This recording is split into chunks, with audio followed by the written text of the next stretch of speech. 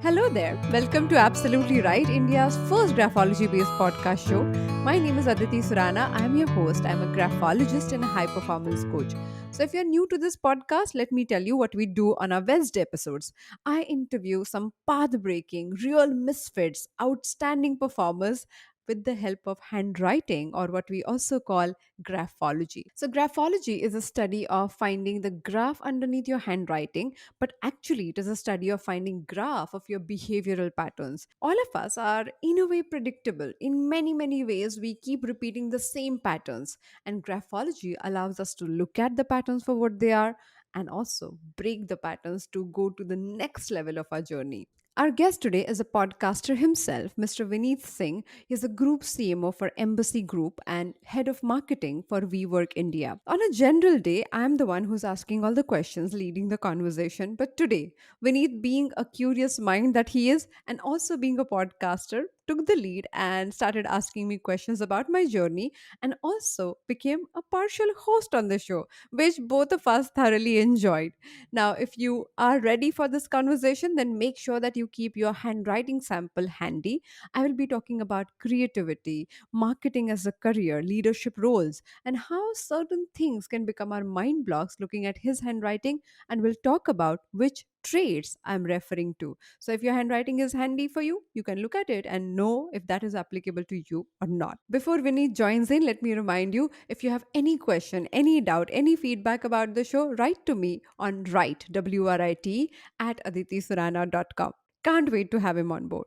Hi, Vinith. Welcome to Absolutely Right. I am curious to meet you. Before I ask you anything about handwriting and what questions you have, my first question is, when was the last time you wrote? Uh, okay, thanks, Aditi, for having me over. I think I was worried about that question when I was writing something down for you.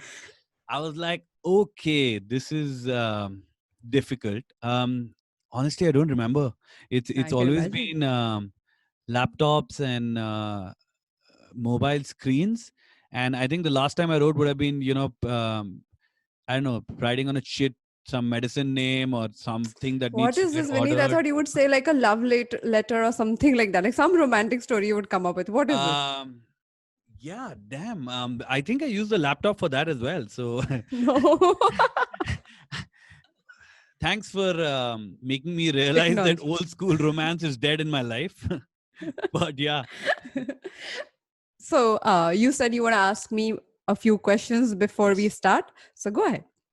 totally. I honestly was pretty intrigued, when I got this invite, and I was like, listen, I want to know more about how did this happen? Like, what landed up for you to take this up, and how you build this across. I just wanted to understand, get some perspective on that before we jump into So, what analyzing the. landed up was like my father asked me to leave the house because I wanted to choose graphology as a career. So, it's Whoa. almost like, having like I eloped from home to be in this career, and then I had no other choice but to make it work.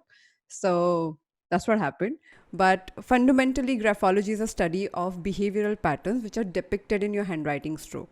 Whether you Right. write, you do not write, for any adult in our generation. I don't know what will happen to the new generation who is only on iPad and laptops throughout. But for our generation and elder people, and even anybody who's 25 and above, we have spent at least 15 years of our life writing with our hands. And that's why Right. graphology is still relevant. It talks about the mind body coordination and how body gives away information about the mind. And I Right. feel that's super interesting. And I've always found that. I am a dyslexic. So I started analyzing naturally without getting trained, and eventually got trained and did my international certifications and formal training into the subject. Wow. Pretty interesting. I've always, I mean, I'm sure this exercise is going to tell us, but I've been extremely intrigued about this whole process about how what you write can actually give you an insight into what kind of personality you have. And, my first question is actually related to that, which is essentially through my writing, what did you think what my actual personality is like? So it's interesting that you use the word actual personality, because handwriting talks about your actual personality and signature talks about your public image. So on our show, we have a segment called Autograph Please, where I will be talking about how you're misunderstood by people by looking at your signature, because that always talks about the gap. When it comes to your actual personality, you definitely have had multiple personalities throughout. And people who know you, say one friend circle versus other friend circle, they can vouch for you for being like them. But that is not true. Very few people know really how you think, and probably one or two people in your life have known you throughout or known all the sides of you, if at all.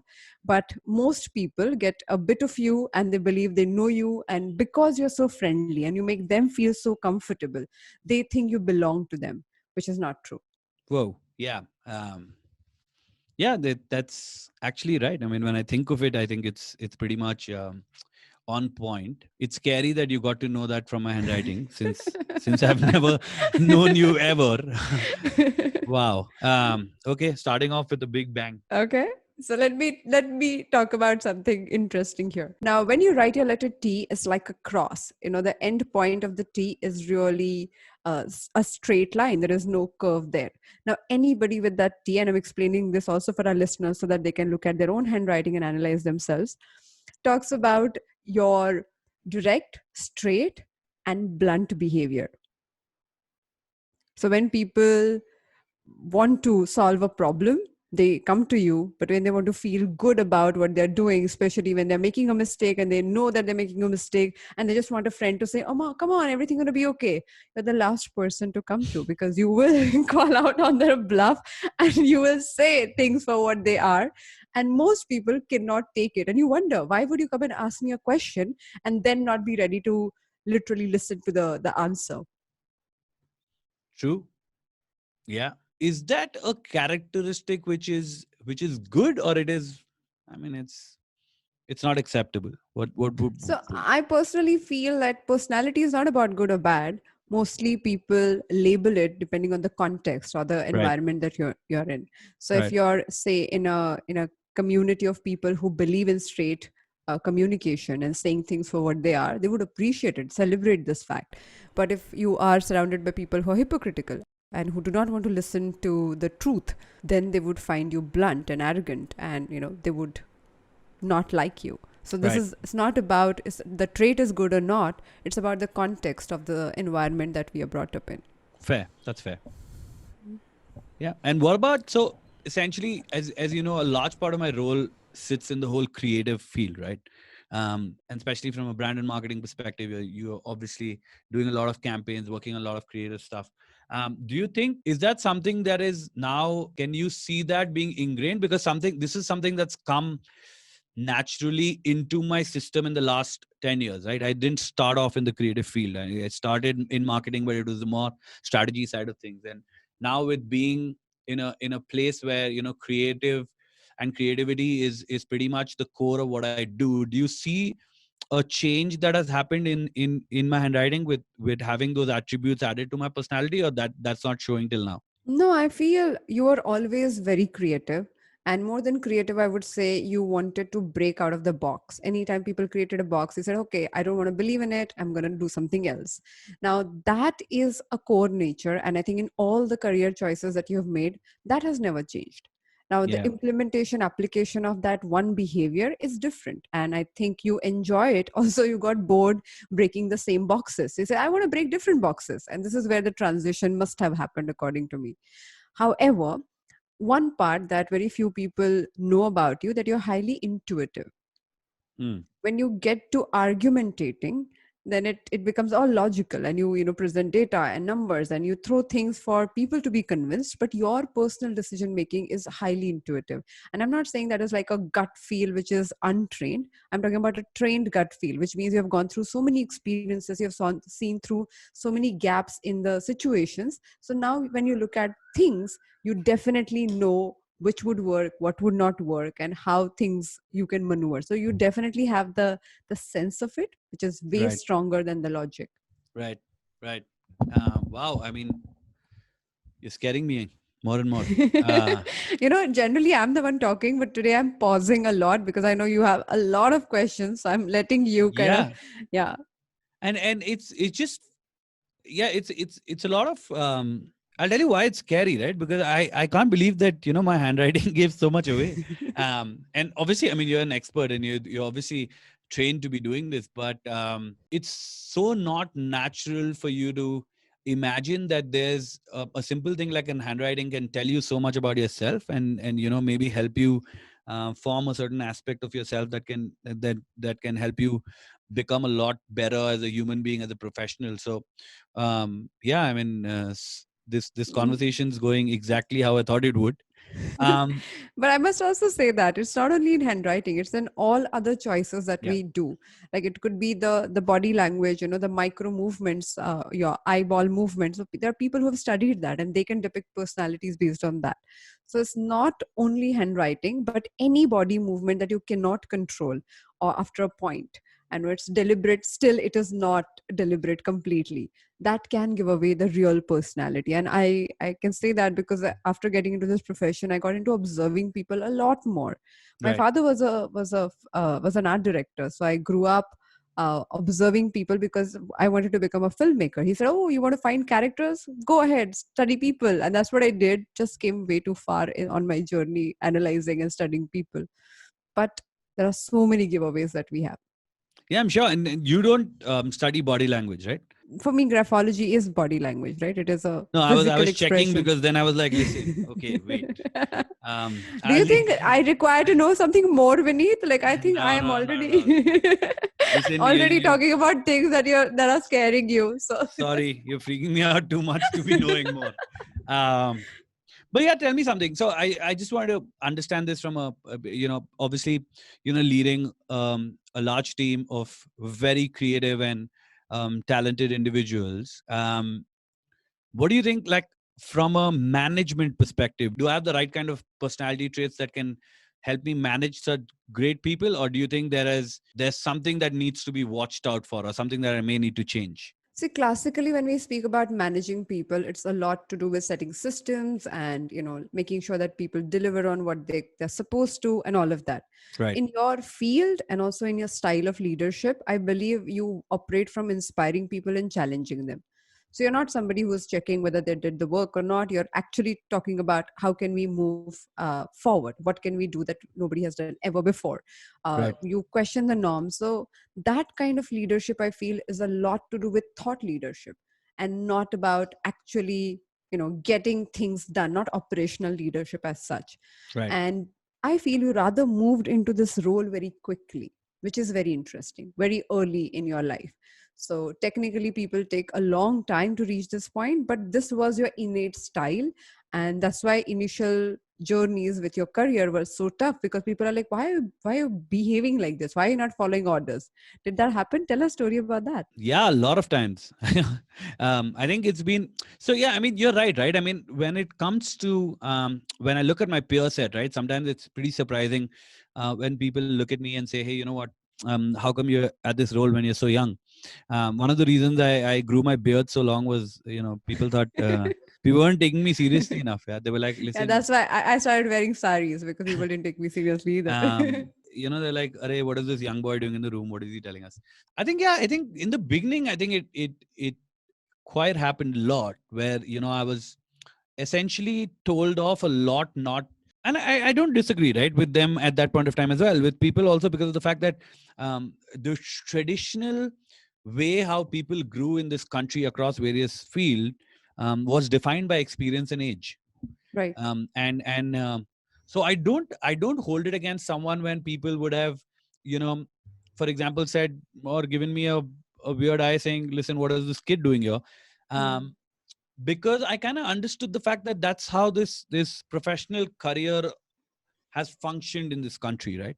Now a lot more people doing a lot of stuff in young age, more path breakers you see across fields. I mean, Right. I know of people who are younger than me doing some crazy things in some large companies, and also doing things themselves, right? A lot of startups, if you look at it. Yeah, I mean, like you said, I think that was a pretty much a big challenge when I started off, and not just So started Vineet, off in the middle. Yeah. so actually, like, not fitting in, and I'm just digressing from the actual analysis part, but what would be your advice for somebody, and especially now when the diversions and differences are more acceptable than ever before. Now, if people feel that they are a misfit or they're struggling to actually be accepted by others, what advice would you give them? I tell them misfits are the new normal, right?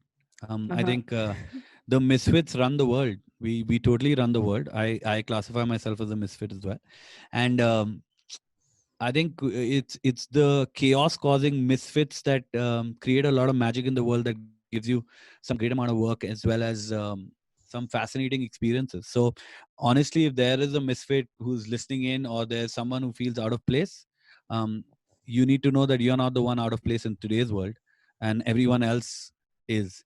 So I think Most just owning the space and being so confident about what you do and what you bring to the table, I think just helps you. Yeah, will help you get over it. And like I said, we It's rule amazing. we rule You the know? this entire universe is ruled by misfits now. So I mean, yeah, we're all superheroes. So, yeah, I like it. So here goes the DC and Marvel world together. Totally, totally. Yeah, I mean, this is interesting. I think you got it on right. I think So if there's that happens, you have to say absolutely right because that's the name of our show. Oh, perfect. Absolutely right. Especially because of the fact that I feel that you've got this previous years of my career bang on, and you've got it perfectly put out there. Because when you said that, I really want to go out and um, want to do something new, especially when I get bored quickly. He's totally right. I think if I don't have new innovative stuff to do, I kind of black out a little bit, and which essentially doesn't work for me sometimes. But yeah, something that I've been trying to learn. From my handwriting, would you have been able to, or would you be able to tell me, like, what do you think I should be changing in my personality to have more impact? Right? I mean, I know it's a Okay. pretty open-ended question, but like, what do you think? Saying, okay, Vineet, these are things that you maybe need to watch out for and be careful about, and this will take you longer ahead. No, So, no, I think as a high performance coach, that's exactly what I do. Talk about mind blocks which stop people from achieving their actual potential. And by that, I mean, how we stand in our own ways. Situations and external things always come in between, and all of that happens. But the right, problem is when we stand in our own way, our own behavior, and any behavior is a practiced skill. So if you right, understand what is stopping you, you can always go around it and alter it, if not anything else. right. The first thing, the most important one that gets to you is dealing with authority when they are being authoritative. Okay. I hope I'm sending this to Karan, my boss, for sure. Um, he's gonna be listening into this. Yeah, he is like don't be authoritative. Only like talk to me politely, and I'll do the work. At the very moment you throw attitude, there's a problem. But yes, that's the problem. That's one of the biggest problems, and that has been the case throughout. So I'm also saying this because in your writing, there's a peculiar letter. So if you write your lowercase letter K in a capital formation, it talks about defiance, right? So defiance in your case is not only about authority, but also when people try to overpower in whichever way. So if they do it through manipulation, if they do it by coming up with ways to corner you, you do not like that thought. And Hmm. this is where you become defiant. You're like, yeah, I'll pay the price, but I'm not going to follow what you're saying or what you want me to do. And you have paid a lot of price to do this. So that is the first one. Second one, we already spoke about this, that halfway through the journey, you lose interest and you want to jump and you want to do something else.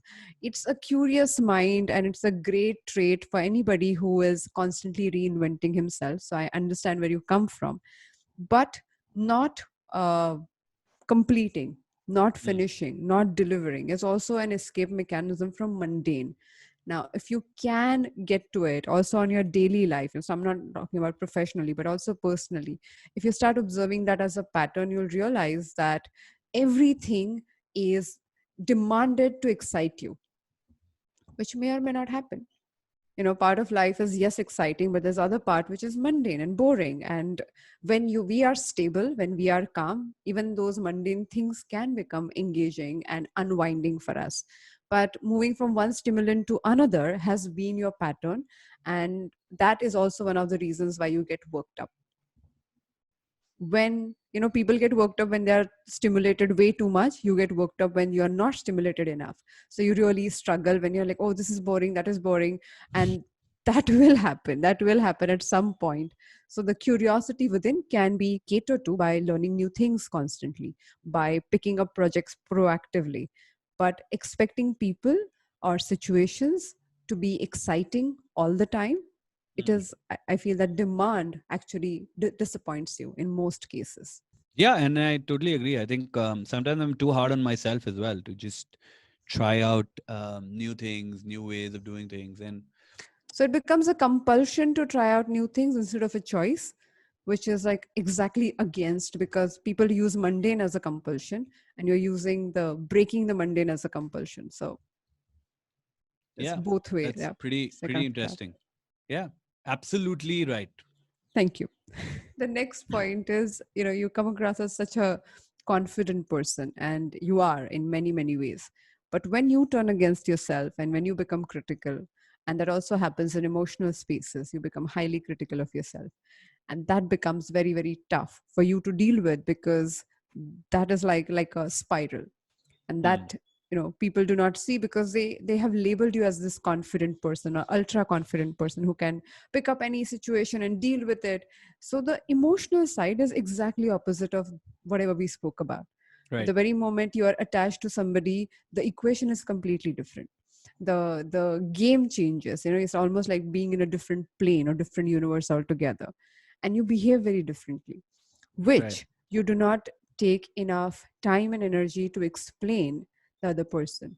Yeah, um, yeah. No, when you say it like that, yeah, don't think I've sat back and thought about it, but yeah, that makes sense. Absolutely right. Again, that's a pretty much a more trait that. Do you think it's more ingrained because of the kind of people you've lived with, the kind of, because if you look at, I'm a small town boy, born and brought up in place close to Darjeeling, and so everything out there is very like you're either tight knitted or you're just alone, right? So do you think that's got something to do with that, or Could be. My other assumption could be that one of your parents is very, very lenient and another is strict.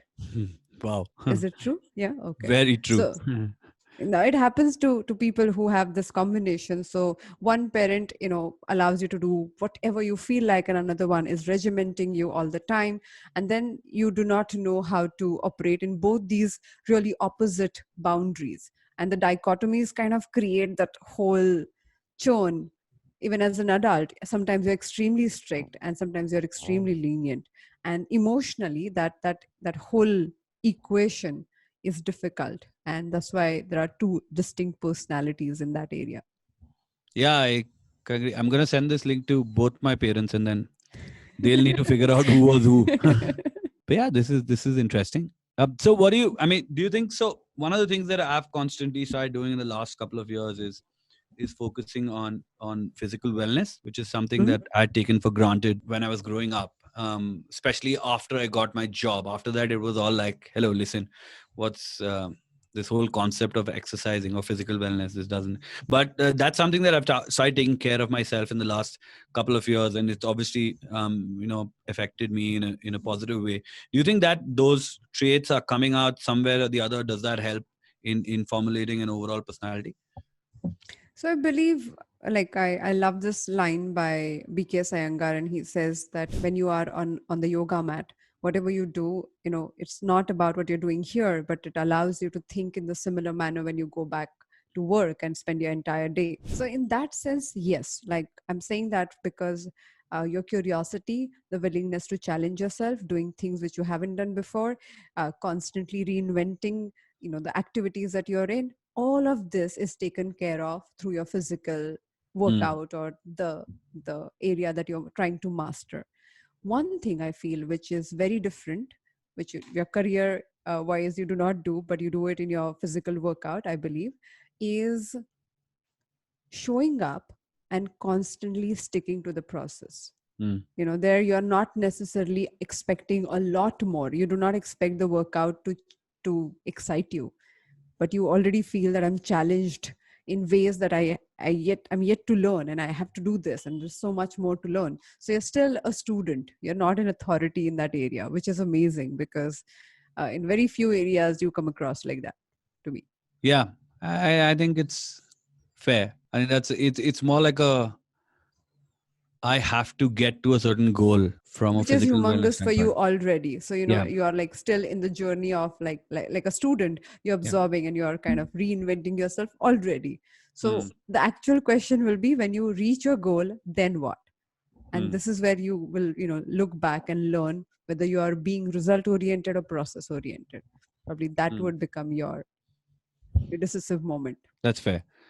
Um, and what do you? I know you spoke about this whole piece about challenging authority and obviously not focusing on having challenging moments all the time in your life. But what do you think are other roadblocks that I should avoid from a growth perspective? And this is not just from a career perspective, but from a But before complete I go perspective. there, I want to talk about some amazing strengths that you have. I think I have been only talking about things that are not working and challenging and all of that. Let me also talk about some amazing strengths that you have.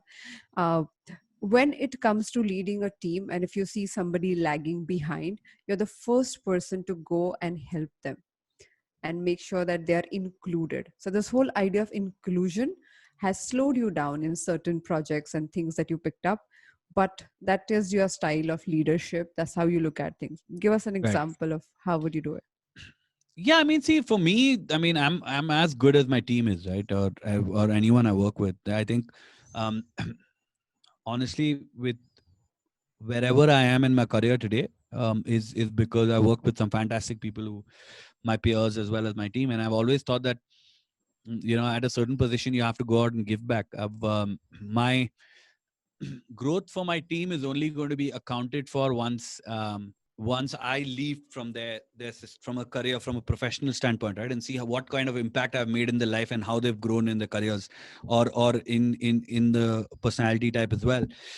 So I honestly feel that it's always good, because you're not waking up from the same side of the bed every day, and Sure.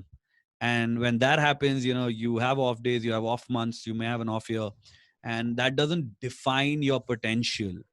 And I think I always felt that it's important to go down and help people who've maybe lost their way a little bit, or maybe, like I said, just got up from the wrong side of the bed, and make sure they can get to a place where they want to get to. And I think that's what good leaders or managers do. I think it's important for them to realize strengths of their team and then just keep pushing them. So yeah. I do so much of work on mental wellness and in leadership when it comes to that environment like this, where it is okay to have a problem. It's okay to have a broken heart or a broken phase in your life.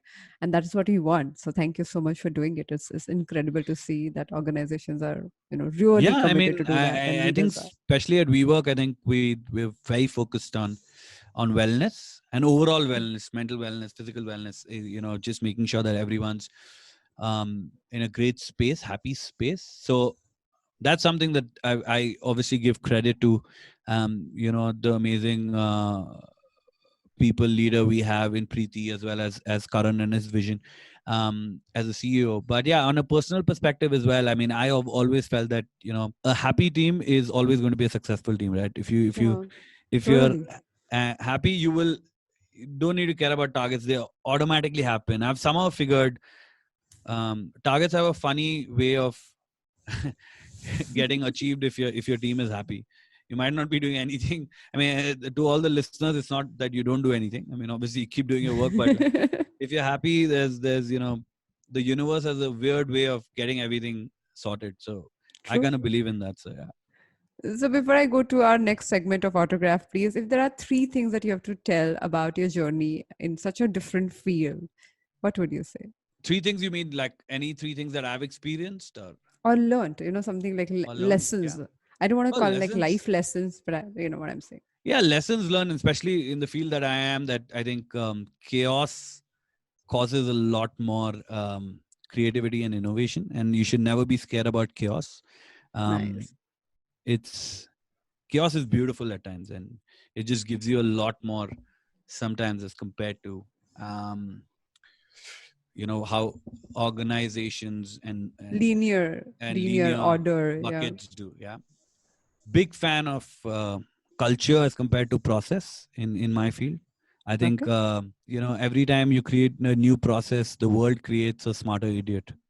So um, it's all about culture for me. I think changing, it's not about changing the game, it's about always changing the culture, and changing the culture in a way that it gives you a lot more definition in your work and in your personality. And the last one obviously has to be the fact that, like what you said, I think we have walking talking stories around us, especially in a country which is as populated as us. I think especially in Right. my field, the more you observe, the more you learn. I think one of my best experiences I've had as a marketer was when I traveled to different lengths and breadths of the country, spent time in villages, and I learned so much just about motivations, aspirations of people. And I think in this field, in the field of brand marketing and creative, I feel observing people gives you so much more perspective, not just for your work, but also about where you could go in life, Hmm. with different stories and the impact that they have, right? So I feel I mean, those are three obvious things that I've learned across my life. So you won't be surprised if you find me at an airport chatting up random strangers, just trying to figure out Nice. what they're doing in life, just because I thought their walk was interesting. So I mean, that's how it is. I think just be open to observing people, be fearless. Chaos is what causes creativity. And the third one, like I said, culture always Culture. trumps process. Thank you. That was very interesting. So, Vineet, are you ready for the next segment? Totally. You're like, yeah, you have been speaking so much, Aditi. I'm already ready. No, I'm just mind blown. I mean, I'm right now, I'm like, listen, this is absolutely right. Thank you. So, as I said, signature talks about who we are as in public, in with our personas, crafted personas, and handwriting talks about who we are in real, in our Right. private life, and in our minds, pretty much. And the gap between the two. So, should we have this gap? Yeah, all of us have some gap. But when the gap becomes interesting, where the projected image is different Hmm. than who we are, then the misunderstanding occurs and people struggle with it and all of that. In your case, as I was telling you, that people are not aware how self critical you are Hmm. and how sensitive you are when it comes to criticism, Hmm. right? So you observe criticism very closely because you give your 100%, or you pour your heart into whatever you're doing.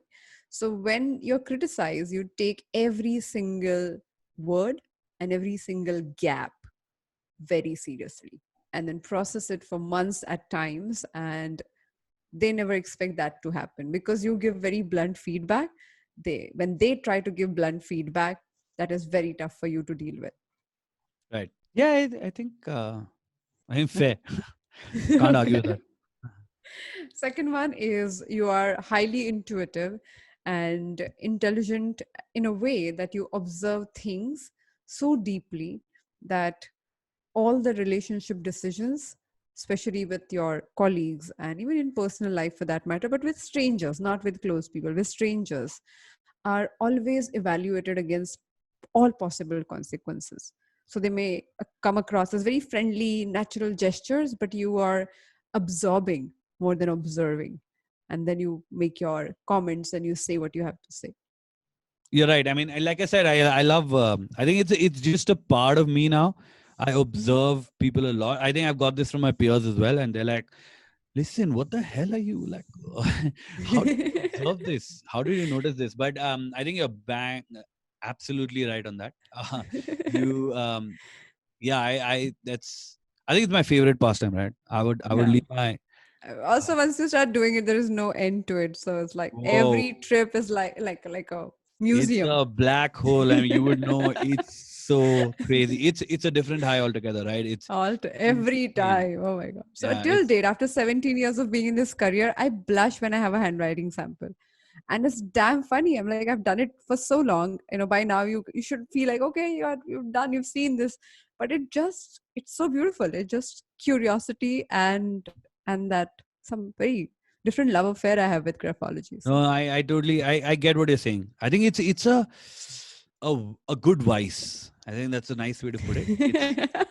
And it's amazing, just like watching people or just observing nuances, or because honestly, and a lot of it, this happens when we're ideating as well, right? A lot of ideas that come in are more because of some observations that we've made about people here and there, or a situation, True, and true. that And transform randomly, into, and always random if you look, observation. yeah, and they become so more relatable, right? Because everyone's actually observing. They don't realize that they're capturing it and observing it. The reason that we give it so much of importance is because we're capturing it, and we're trying to build stories out of it, and that's what's happening. But a lot of people don't do that, which essentially, but True. when they see an idea, they're like, listen, wait, this has happened to me as well. Right. So they relate to And it a that's what lot more. makes content relatable, isn't it? Totally. I Mm. mean, the more we get out content and ideas which are essentially closer to um, what the real world is, and what the real world's issues are, good or bad, I think your content is always a hit. So, Vineet, you mentioned that you have a podcast. Yes, I do. My Tell turn us to about plug it. in. Yes. um, so yeah, it's tuned into the conversation we are having right now. um, at WeWork, one of the things we've realized is that there's so many different stories that are walking around across this place, right? Fascinating people everywhere. Advantage of being in a flexible workspace is you meet different people from different backgrounds. um, and while we were doing that, we realized that there's a journey that everyone's going through, right? And Right. we wanted to go out and just speak to people who've had interesting journeys. So we actually started off with this platform called Stories, which is an online platform which essentially talks to people across different fields, and on their journey. So we've had people like Bowman Irani, Shane Watson, Brett Lee, Lisa Ray, fascinating people with fascinating different stories. So with Brett Lee, it wasn't about sports, but it was more about the physical aspect and fitness aspect of it. Mm. So just and then we obviously moved to creating a podcast which is on different platforms, where we're focusing on, again, very interesting journeys. Our Okay. first season was all about Indian entrepreneurs who are doing some crazy things. So we spoke to the founder of Chai Point. We've spoken to the founder of Greater Than Gin, which is, I think, India's first homebred gin. Yep. um, Second season was all about sports, so we spoke to Rohan Bopanna, Charu Sharma. So it's just a podcast about just stories of people. Like, it's just about you and me being on a platform where, or actually a podcast about misfits. I think in their Oh, own words. nice. Nice. What We is were. it called? It's called On a Journey with WeWork. Mm? Um, Give it a listen. Tell me what you think of it. But Definitely. it's fascinating for me because I love listening to I can stories and imagine. telling stories. So it's I so can imagine. I was Totally. telling Karan, just pay me for this. I'm happy to do this only. So, Vineet, before we say goodbye, is there any other question do you have for me?